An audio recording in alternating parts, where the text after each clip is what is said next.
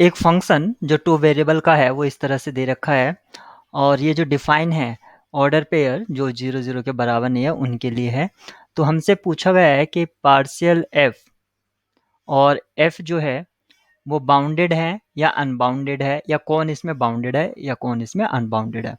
चारों ऑप्शंस में हमें हमसे यही पूछा गया है।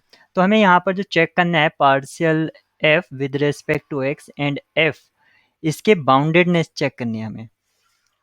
तो ये जो फंक्शन है ये एक्स वाई यानी कि टू वेरिएबल में है और इसका स्ट्रक्चर है x square Y upon x square plus Y square, ये दे रखा है।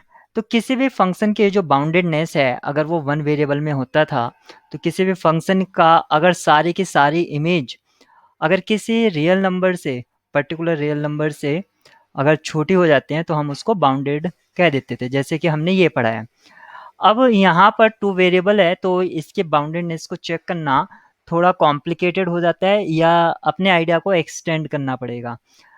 तो हमारे पास दो तरीके हैं। जब भी आपको x square plus Y square अगर कहीं पर आपको दिखे यानी कि जो, तो आप इसको पोलर फॉर्म में कन्वर्ट कर दीजिए, क्योंकि पोलर फॉर्म में क्या होगा, जैसे ये एक्स वाई कोऑर्डिनेट सिस्टम है, अगर इसको एक थीटा फिक्स कर दें तो आप एक सर्कल ड्रॉ कर सकते हैं, फिर उससे दूसरा सर्कल ड्रॉ कर सकते हैं जो उससे लार्जर रेडियस का होगा, फिर ऐसे ड्रॉ कर सकते हैं।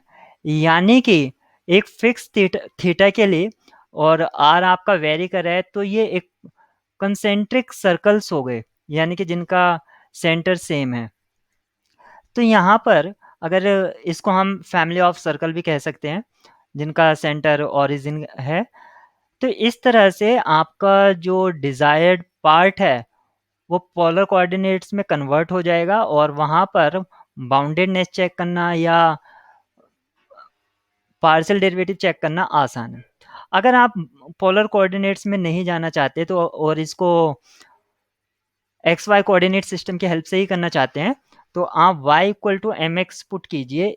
इसका ये जो सब्सटीट्यूशन हम यूज करें इसका फायदा क्या मिलेगा, यहाँ पर देखिए x square Y upon x square plus Y square, जैसे ही आप इसमें y की जगह एम एक्स पुट करेंगे तो डिनोमिनेटर में नीचे के पार्ट में आपको एक्स स्क्वायर कॉमन मिल जाएगा और वो ऊपर वाले स्क्वायर से कैंसिल आउट हो जाएगा।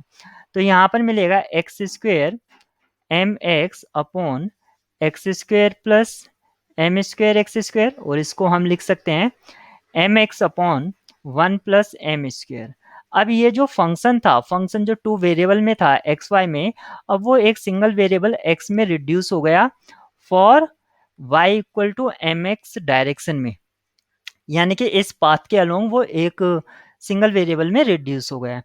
तो किसी भी फंक्शन की बाउंडेडनेस चेक करना यानी कि ऑल डायरेक्शन से ये कॉम्प्लिकेटेड हो जाता है। अगर हम किसी पर्टिकुलर डायरेक्शन पे चेक कर लें और वहां पर उसके बाउंडेडनेस अगर हम जस्टिफाई कर लें या आइडेंटिफाई कर लें तो ज़्यादा चांसेस होते हैं कि हाँ हम उसके बारे में कुछ कह सकते हैं, यानी कि एक पॉसिबिलिटी हमें मिल जाएगी। तो इसके अलोंग जो हमें y equal to M x के अलोंग ये फंक्शन जो था वन वेरिएबल में रिड्यूस हो गया है और इसकी अब हम बाउंडेडनेस चेक करेंगे। तो यहाँ पर जैसे ये रिड्यूस हुआ है इसको मैं लिख सकता हूँ m x upon m square, और इसको मैं लिख सकता हूँ ये लेस देन इक्वल टू होगा एक्स अपॉन एम। किसी भी फंक्शन की बाउंडेडनेस का मीनिंग है कि जो इमेज है अगर मैं x को इन्फिनिटी की तरफ अगर मैं x को इन्फिनिटी की तरफ मूव कर रहा हूँ तो उसका इमेज कहाँ पर जा रहा है, तो यानी कि मुझे लिमिट चेक करना होगा एफ एक्स का, और यहाँ पर x ये जो है x अपॉन एम से लेस है यानी कि इसका लिमिट हो जाएगा इन्फिनिटी, यानी कि फंक्शन तो बाउंडेड नहीं है, यानी कि फंक्शन इज अनबाउंडेड।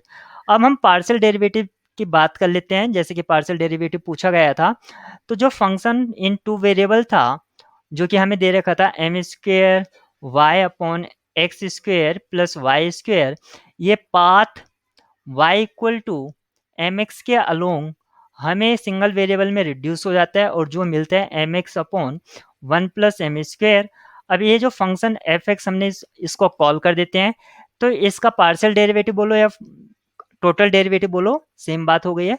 तो वो जो होगा एफ डैश एक्स वो होगा m upon 1 plus M square, और ये लेस देन इक्वल टू होगा एम अपॉन एम स्क्वेयर, यानी कि डिनोमिनेटर को जितना छोटा करते हैं रिजल्टेंट उतना बड़ा आता है, इसलिए ये जो है इससे बड़ा है।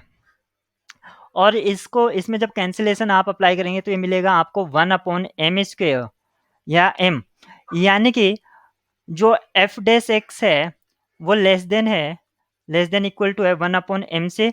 तो एक पर्टिकुलर एम के लिए या डिफरेंट डिफरेंट एम के लिए हमें एक ऐसा भी एग्जिस्ट करेगा ही करेगा जिससे हम कह सकते हैं कि 1 अपॉन एम जो है वो बी से लेस होगा। इसका मतलब हुआ f dash x is less than b. तो यहाँ पर जो कि पार्शियल डेरिवेटिव है वो तो आपका बाउंडेड है, लेकिन फंक्शन बाउंडेड नहीं है। इस हिसाब से आपका बी ऑप्शन ट्रू हो जाता है।